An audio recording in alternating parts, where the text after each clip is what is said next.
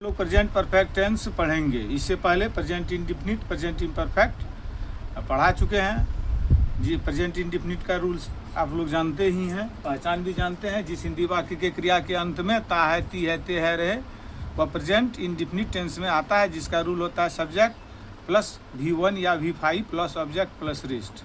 ठीक है, एक बार इस पर भी प्रेजेंट इम्परफेक्ट पर भी चर्चा कर लेते हैं, जिसकी पहचान होती है रहा है, रही है, रहे हैं, और जिसमें यह पहले से कार्य होते रहने का पता नहीं चले, सिर्फ यह रहा है, जैसे राम आम खा रहा है, वह पटना जा रहा है, यह प्रेजेंट इम्परफेक्ट टेंस है। उसका रूल होता है subject plus is am are plus V4 plus object plus rest. Present perfect tense भी आपको बता चुके हैं, फिर इसको थोड़ा बढ़ा के आज बताते हैं।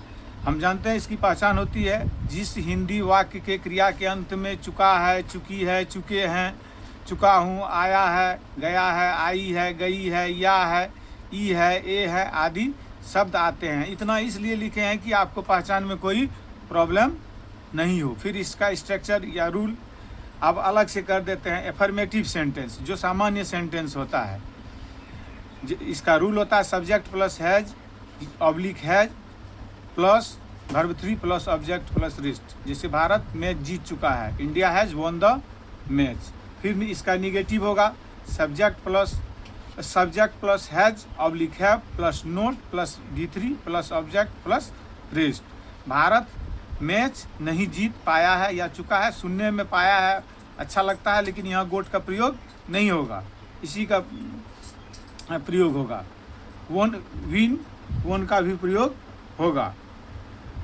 तो India has note won the match. ठीक है, फिर इंट्रोगेटिव में हैज या है पहले आएगा, जैसे उस समय हेल्पिंग वर्ब आता था, फिर subject plus V3 plus object plus rest. क्या भारत मैच जीत चुका है, has India won the match.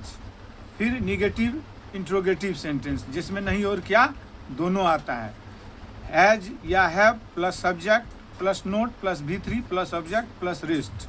Example, क्या भारत मैच नहीं जीत पाया है या चुका है। यह सुनने में अच्छा नहीं लगता इसलिए पाया है लिखे हैं, बट इसके लिए गेट का प्रयोग नहीं होगा। Has India note won the match.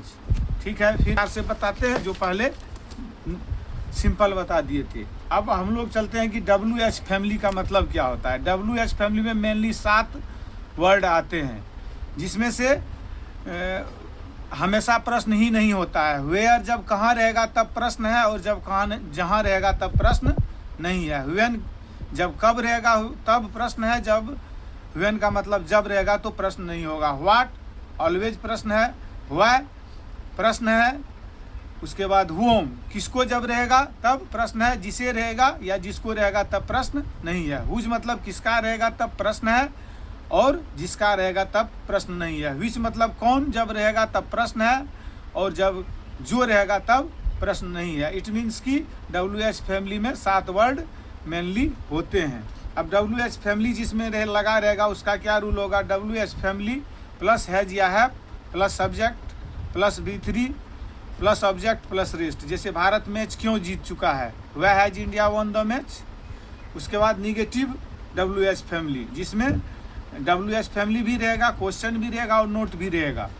तो WH फैमिली प्लस हैज या have plus subject plus note plus V3 plus object plus rest. Bharat match क्यों नहीं जीत पाया है या चुका है, ऑब्लिक चुका है, वह has India note won the match.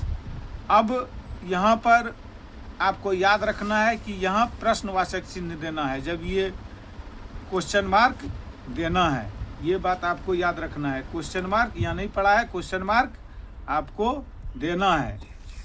ये बात भी याद रहे कि क्वेश्चन मार्क देना है। फिर इधर भी फिर से देख लेते हैं कि जब क्या रहेगा तो क्वेश्चन मार्क हिंदी में भी और जब क्या रहेगा तो हिंदी में भी क्वेश्चन मार्क देना है, और फुल स्टॉप की जगह क्वेश्चन मार्क देना है।